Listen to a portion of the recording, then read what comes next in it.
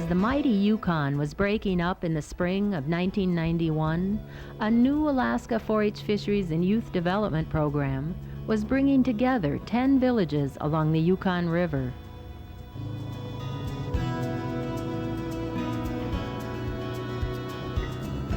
The program, based on local natural resources, the salmon fisheries, used an innovative approach to addressing serious youth issues.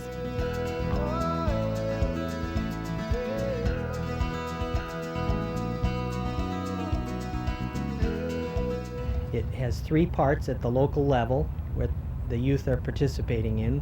One is a school enrichment part where they learn about fisheries. The other part is the 4-H club activity where they learn to practice what they're learning in school by actually doing those things, doing stream counts and that sort of thing. And the third is a cultural enrichment where they learn about the importance of fishing related to their culture. The program has been successful by empowering youth with hands-on science education, employment and life skills, and cultural awareness. Sometimes it takes them a minute to start moving around. The kids are learning skills that are going to be needed by Fish and Game and Fish and Wildlife Service. They're also learning, basic biological skills, what it takes to raise salmon fry. Today, there are over 50 schools participating statewide. Possibility of our students graduating and at some point becoming involved as a livelihood or a job. The project started with a fisheries management meeting of native Athabascan and Eskimo leaders in Galena. Oh, that was one of the greatest things I ever saw. The people from the length of the Yukon, from Fort Yukon all the way down to Amanak.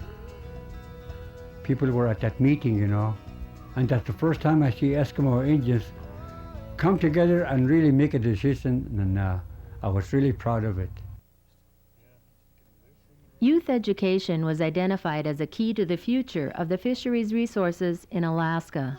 It just opens up whole new avenues for our kids to get into fishing, game, natural resources, any kind of, it just opens the door for them. Whereas compared to when we graduated, we didn't have nothing. When I first heard about the project, I really was excited, mainly because it's going to give the kids a site to reach for. The Alaska Cooperative Extension's 4-H program at the University of Alaska Fairbanks was involved with this process from the start. Okay, we began by contacting agencies after we had the meeting at Galena, in which all of the various agencies met with the Yukon fishermen, and where the Yukon River Drainage Fishery Association was formed. Those agencies all agreed to be part of this youth program as well and to participate with us. Those agencies are State Fish and Game, Community and Regional Affairs, U.S. Fish and Wildlife, the BIA, and school representatives, and of course various university departments, including the Extension Service and the Marine Advisory Program, Sea Grant, and those kinds of relationships within the university.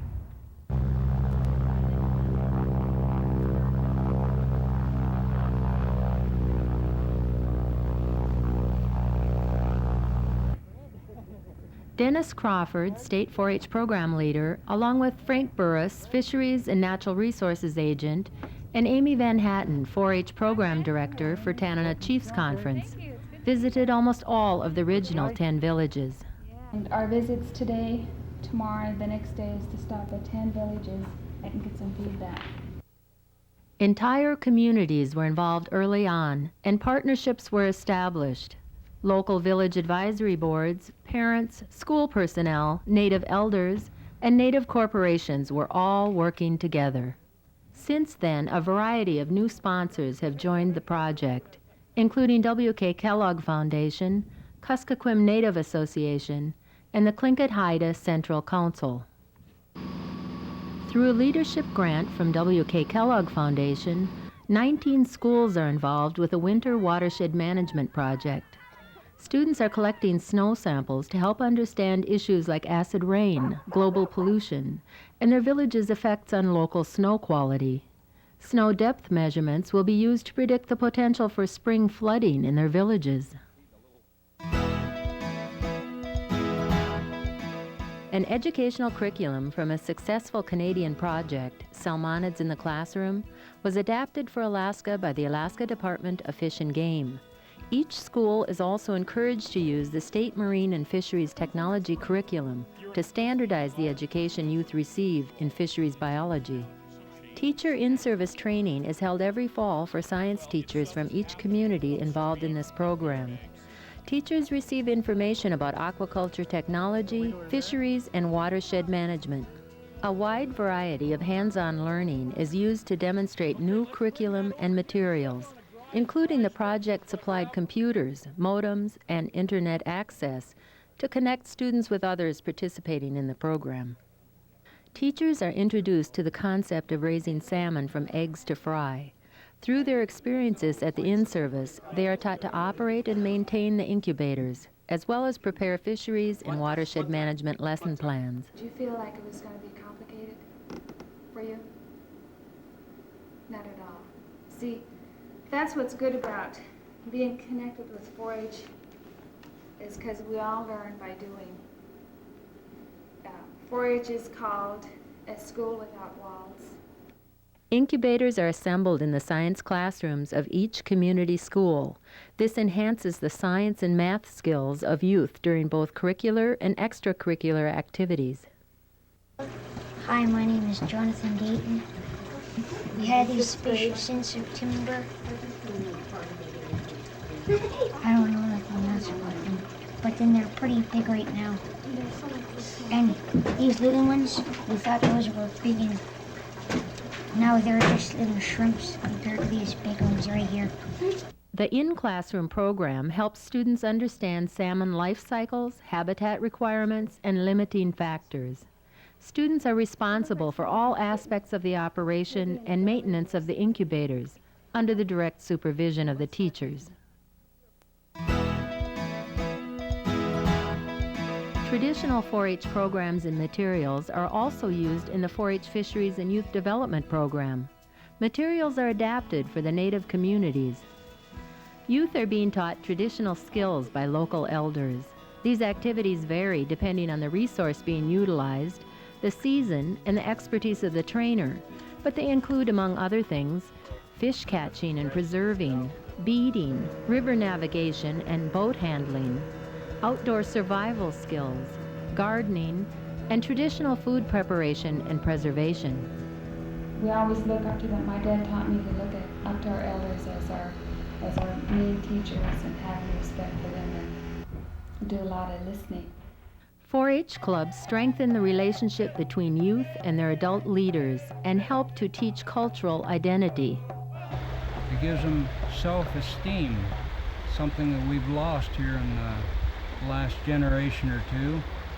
And it's an opportunity for the children to take the old traditional values of respect for the animals and the parts of the animals and how they play into the whole life system out here. I like to see you young people take care of your life. You got the opportunity, just like that bush pilot was talking to you. A lot of you can do that because you got the opportunity nowadays. But you have to take your time. Your life is too precious. Your life is too important to everybody. And I really like to see you young people just take advantage of your education. Youth involved in the 4-H Fisheries and Youth Development Program take advantage of statewide and national events. Several teens from each community attend the 4-H Teen Leadership Conference held each year on the University of Alaska Fairbanks campus. The first one was stated by Wayne Gretzky, and it says 100% of the shots you don't take don't go in. Okay, so what that means is if you don't try, nothing's going to happen. Youth spend 6 days attending courses on leadership, empowerment, and building self-esteem. They gain lifelong friends, learn new skills, and have a positive first experience with group living on a university campus. From this experience alone, several Native youth have gained the confidence to continue their education after high school. I want to go to college, but not right after high school. I want to go when I'm ready, so when I go, I'll finish. And I don't know what I want to be, so I'll go to college and just find out from there. So, I don't know if there's many bears out here, but we'll stay close. Gene has a bear horn, I have the rifle, and we'll just scare any bears away that do bother us. With a grant from the Alaska Department of Community and Regional Affairs, the 4-H Fisheries and Youth Development Program provided summer employment for youth. You always have the net about 2 or 3 feet below you, and wiggle your feet around. If you guys have some boots. Youth have collected baseline data supporting the construction of an in-stream salmon egg incubator. They assist in constructing, stocking, monitoring, and releasing fry from these incubators to encourage their understanding of fisheries management. My son Raymond became involved with the program through the summer youth program, and he's been working with it now since the start. They went on a field trip down to some of the hatcheries in Gulkana and Clear, and really seemed to learn a lot by going down there and by seeing the different stages of the fish's life. Eggs to stock the incubator are collected locally from females in midsummer, fertilized with milk from males, then placed in the incubator. 4-H members also constructed a 20-foot tower to determine the numbers and the timing of returning salmon. Youth have been employed each summer since 1992, counting fish and participating in a variety of biological sampling techniques. Youth count returning salmon in 4 6-hour shifts each day for about 30 days. Data obtained from the Caltag counting tower is now the best salmon escapement information for any river within the Yukon drainage. We send the number of fish count that we count daily. We fax it into a fishing game out of Fairbanks and Palmer, and it just determines whether they have a commercial opening for the local fishermen around here. Youth also learn through hands-on experience. Peter Stortz, 4-H Fisheries and Natural Resources Specialist, introduced summer youth workers to genetics, sampling techniques for disease history, age, sex, and length ratios, fish anatomy, and life histories of salmon. Well, this project is really aimed for the kids. It does a couple of things. One, we are taking the resource that's going to be returning when they become adults, and they're going to be the ones that will be harvesting this resource. It also gives them the opportunity to place some direction in their life and some control over their life. They're contributing to their ultimate food and to their future jobs. Villagers along the Yukon River are dependent upon salmon as both a source of food and income. The average incomes of people in these villages is substantially less than those of urban Alaskans. And teen suicide, pregnancy, and drug and alcohol abuse rates here are the highest in the nation. By providing village students with summer jobs in the 4-H Fisheries and Youth Development Program, we are arming them with the income, education, and skills that they need to play an active part in enhancing the economic future of their own communities. Traditionally, Alaska Native youth learn respect for the natural resources that surround them by working with their elders. Through this program, local elders are teaching youth how to catch and process fish in each village. In this way, students not only learn about fisheries biology, but they are also learning respect for the resource and thereby becoming effective stewards of Alaska's fisheries resources. Youth involved in the Alaska 4-H Fisheries and Youth Development Program will be much more likely to complete their high school education and play an active part in the future of their villages. Well, it'll benefit us, the native people, that's for sure, because we'll get a better count of the dog salmon that's going up, and we'll compare it with fish and games. Well, helped me a lot because I've worked on the other side of what these guys are trying to do. I've been the person who's stopping the fish from going up the creeks and stuff like that. Now I get the chance to see, you know how they're trying to help us and other people by making that hatchery. It gave me more knowledge about the fish and how they live and what they eat and how they travel. You know, and I learned how to determine the age and the fish too, on the from the scale between the two fins. It's like a big cycle. The fish eat the bugs and the bugs eat the dead fish after the fish die.